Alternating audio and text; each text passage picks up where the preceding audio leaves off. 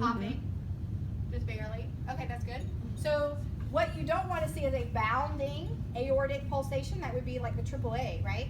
So you don't want to see that. So I would say I see a pulsation and it is 1 plus 2 plus. It's not bounding. Okay, so now I'm going for auscultation. You see my bling? I was testing, for girls, I was testing a fundraiser to see if we could sell these stethoscope bling. You like it? $5. Okay, so now I'm going to be auscultating for vowel sounds. So what's the quadrant that they say that we should start on? Right upper or right lower if you're going to be following that colon.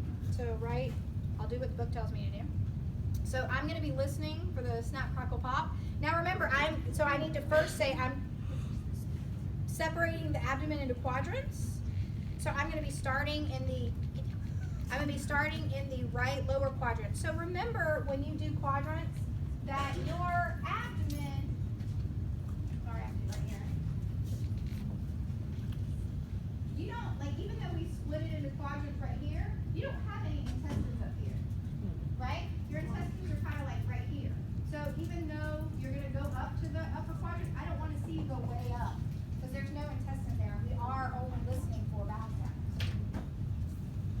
So start off with the right lower, and we're going to be listening for however long it takes, right? So either a few seconds or all the way up to 2 to 3 minutes if we have to. All right, so snap, crackle, pop, snap, crackle, pop.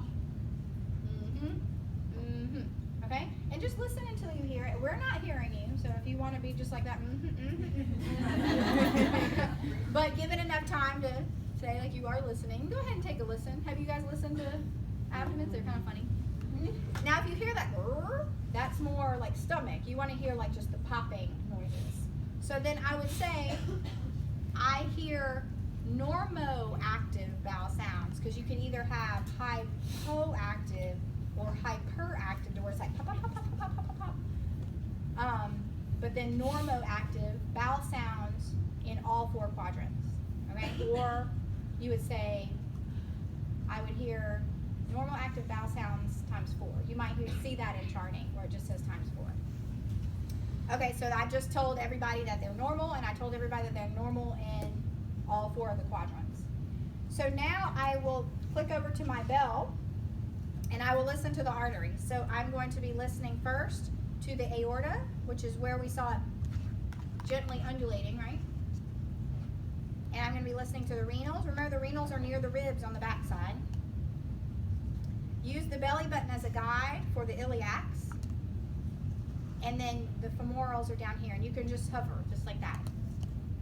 And then I would say, no bruits auscultated in the abdominal arteries. So now I can percuss. Sorry, hold. So I'm going to be percussing in all 4 quadrants, and just do a couple of pops in each quadrant. You don't have to do a whole bunch. So it doesn't matter. Ready? Okay. So you don't have to do it a lot, just relax.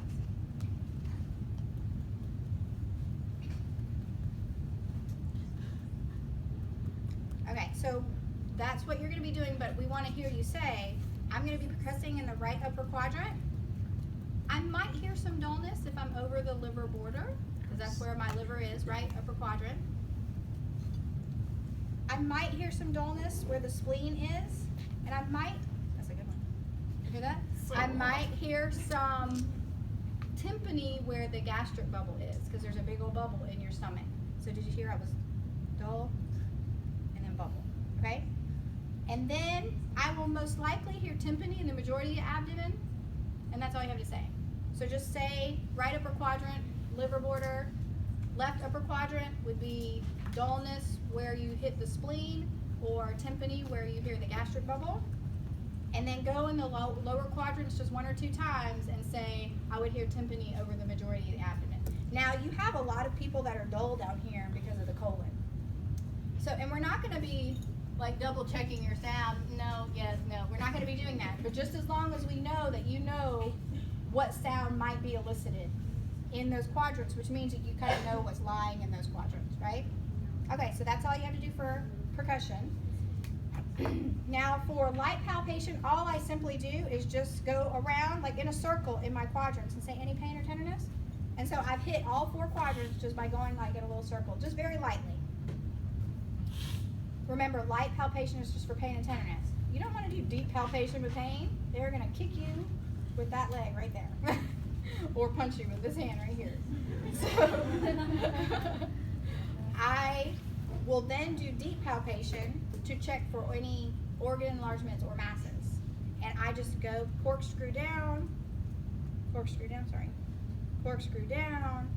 and corkscrew down. Just one time in each quadrant, just going down like how a screw does. Okay? I did not feel any organ enlargement or masses. Okay? So that is it for abdomen. So abdomen's not bad, right?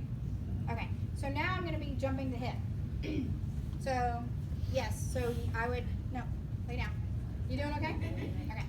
So, sir, I'm going to be putting you through some range of motion activities. Just let me know if you have any pain or anything like that, okay? Once I get to my range of motion, remember, what's the thing that we always forget that we have to do first? Inspection. So this is the best way to just get everything over with inspection and palpation for pain and crepitus. I would just say, I'm looking at all of the joints for any signs of inflammation, redness, swelling, heat, and I'm also going to be feeling all of the joints for any pain and tenderness or crepitus or what have you, okay? So any pain? All right, just let me know if there's any pain. Nope. All right, so that's all you have to do. Get that out of the way before you do any of the individual systems. That's the easiest way to do it. Do we need to palpate that?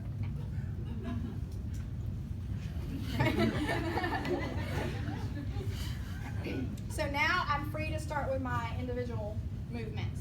So, sir, if I could have you bend your knee to your chest. That is flexion, okay? If I could have you scoot over all the way very safely. No, we'll do this one. Well, yeah. All right, and drop your leg all the way back for me. Make sure that his leg is actually dropping, not just his knee, okay? And that is extension. Go back to the side. And if you needed to, with that person, go and do the other side. Okay, so that was flexion, that's extension.